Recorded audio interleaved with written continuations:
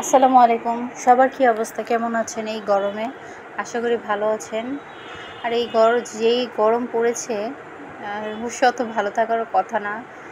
একটু বৃষ্টি হলে মনে হয় ভালো হতো। আসলে মানুষ এরকমই, যখন দেখা যায় বেশি গরম তখন বৃষ্টি চায়। আর যখন দেখা যায় যে বেশি বৃষ্টি হচ্ছে তখন দেখা যায় যে মনে হয় যে না, বৃষ্টিটা কমুক একটু, মানে রোদ উঠুক কাপড়-চোপড় শুকানোর জন্য। বিশেষ করে যাদের বাচ্চা আছে তাদের তো একটু ঝামেলা হয়ে যায়। আর যেহেতু এখন গ্যাস থাকে না, তো তাদের কাপড়-চোপড় শুকানোটা ঝামেলা হয়ে যায়। আর শীতের দিনের কথা তো বলাই বাহুল্য যে শীতের দিনে বাচ্চাদের কী অবস্থা হয় কাপড়-চোপড় নিয়ে। তাই আর কি, মানুষ মাত্রই মানে তার চাহিদার কোনো শেষ নেই।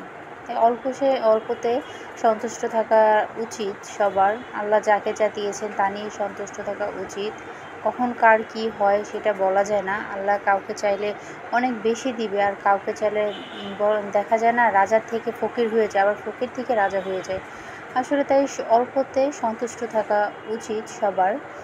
সব কিছুতে আল্লাহর শুকরিয়া আদায় করা উচিত। আর শুকরিয়া এত বরকত যে দেখা যায়, মানে অল্প কিছুতে শুকরিয়া আদায় করলে আল্লাহ খুশি হয়ে ওটাকে তার 100 গুণ করে দিবে, এরকম একটাই।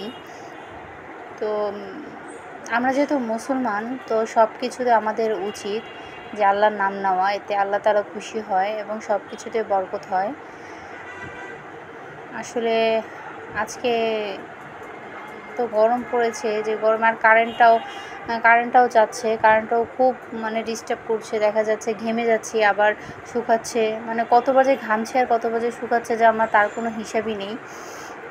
তো কার ওইদিকে বেশি কারেন্ট যায়, দিনে কতবার যায় একটু জানাবেন তো। আমাদের এদিকে তো ভালোই কারেন্ট চালানোর মধ্যে, তাও আজকে একটু কম গিয়েছে, কিন্তু গত 2 দিন মনে হয় যে কতক্ষণ পরই গিয়েছে। আর হচ্ছে গেলেই 1 ঘন্টা। বিশেষ করে পানি উঠানো, আবার পানির সমস্যাও দেখা দিয়েছে। কারেন্টের কারণে পানি উঠাতে পারছে না, তো বাচ্চাদের গোসল একটু অনিয়ম হয়ে যাচ্ছে।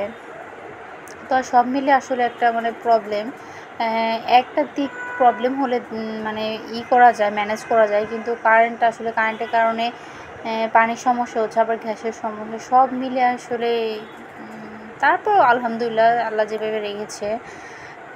অনেকে তো এর চেয়েও খারাপ আছে, যে আল্লাহ যেভাবে রেখেছে, আল্লাহর দরবারে কোটি শুকরিয়া। তো আজকে আসলে গরমে কি রান্না করব, তো সেটাও বুঝে পাচ্ছিলাম না। তো মনে হয় যে কখন মানে বের হব রান্নাঘর থেকে, এরকম মনে হয় গরমে।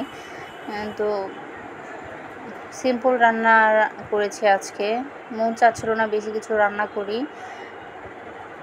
এগুলো তো তরকারি সবাই জানেন, বলার কিছু নেই। তারপরও যেহেতু আমরা ডেইলি ব্লগ করি, সব প্রতিদিন কি রান্না করে না করি সেগুলো আপনাদের সাথে শেয়ার করি, তাই আর কি শেয়ার করা, তাছাড়া অন্য কিছু না। মানে একটু অন্যরকম করে রান্না করা। দেখা যায় যে এক দেশে এক একভাবে রান্না করে। অনেক সময় দেখা যায় যে আমি এক ভিডিও দেখছি, ওইখান থেকে কিছু শিখছি যেটা আমরা জানি না, ওইভাবে ট্রাই করলে দেখা যায় স্বাদটা অন্যরকম। তো এই তো, সবাই ভালো থাকবেন। গল্প হয়ে গেল। আসসালামু আলাইকুম।